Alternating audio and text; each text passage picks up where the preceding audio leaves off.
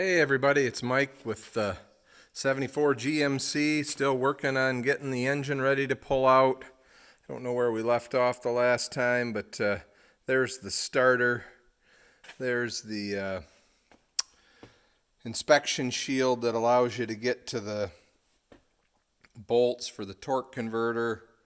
One thing that's interesting, you see that little piece of metal? That was a shim that somebody had on the starter, so I'm curious what I'm going to find when I go to put that back together, and if it'll make a hell of a noise or won't engage or something without it, so I'll have to figure that out. Now there's the oil fill tube has been taken out, and those two lines are transmission cooler lines. So there's the crossover going back to the exhaust. A little work to do on that. It doesn't fit up real good, so I'm going to heat it and bend it a little bit, and then I also put a mark on it where I want to put my O2 sensor bung for future conversion to fuel injection. There's a pile of bolts, kind of crappy bolts that I will hopefully replace with some nice stainless ones when things go back together. You can take a look here.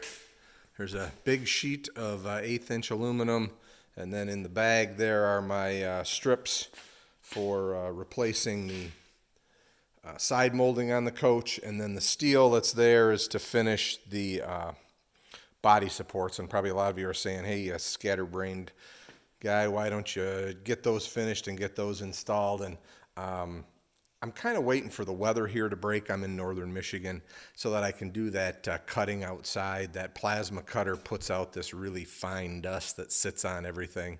So I'm kind of waiting a little bit for that. So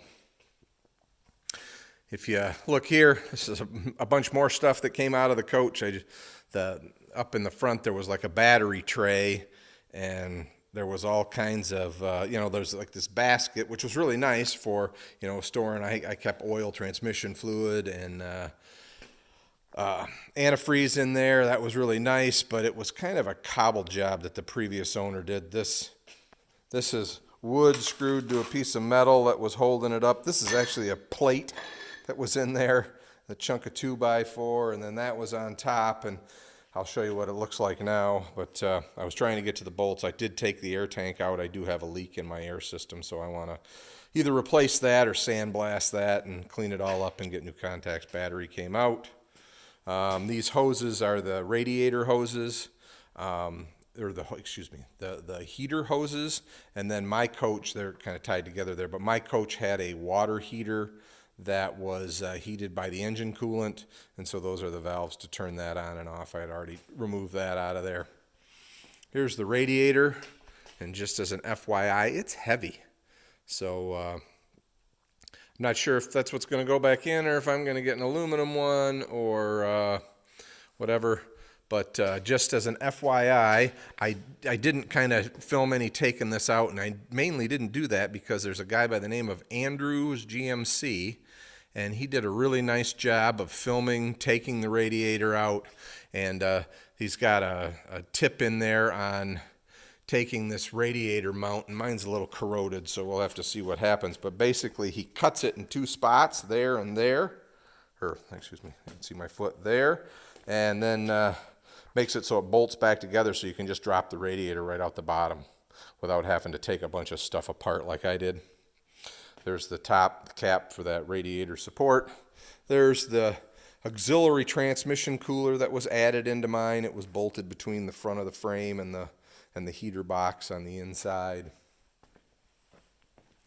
So we get around here, kind of look up here. There's my air pump. Those are like some wheel shocks that were also in that basket. There's the reservoir for the radiator, and in the back there is the regulator, and then the windshield washer pump that also came out. So we can kind of look in here. So just so you guys know, I've kind of made some decisions since we last talked. I am going to gut the heating and air system out of this coach, and I'm going to go with a vintage air-like system. So I'll be doing a video, hopefully using that tripod so that you guys can watch, and I'm going to take this entire heater box, fan, all of that out, and kind of gut that system out.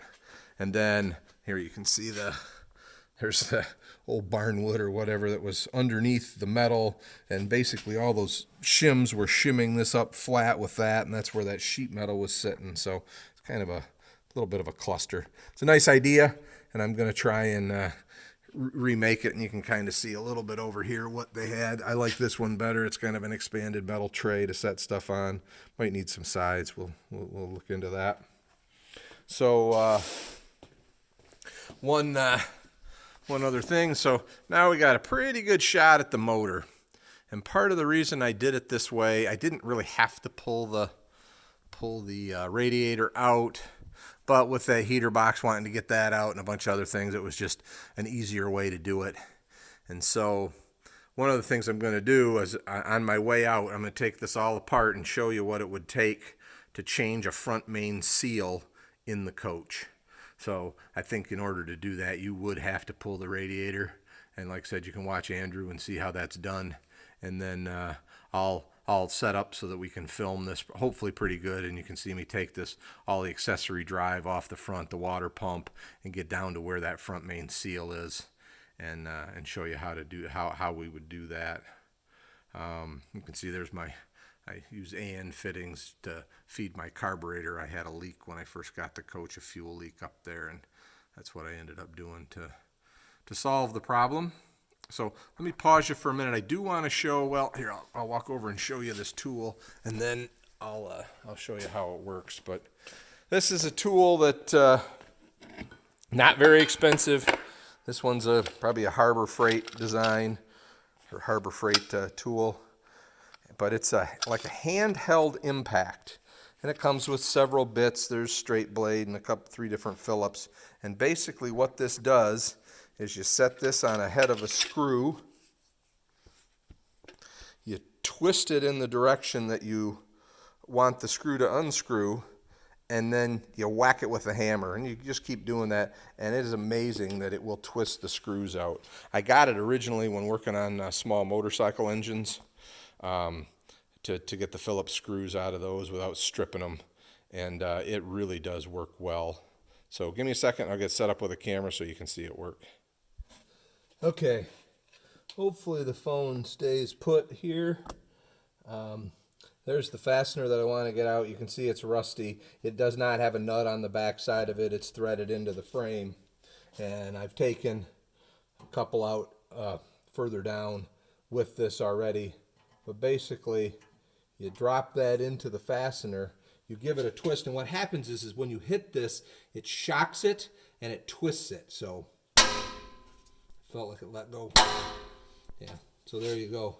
Couple of hits, good firm solid hits, and out that fastener comes. And you can see that was pretty well corroded in there. It was not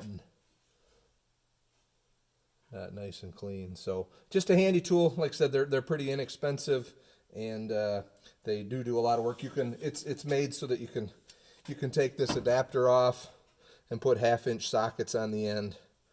So it works for a lot of things, and it's rather inexpensive. All right, talk to you guys later. Like and subscribe. Like I said, we'll be next few days have a couple of videos on removing this heater system and on the front of the engine, kind of front main seal. Talk to you later. Bye.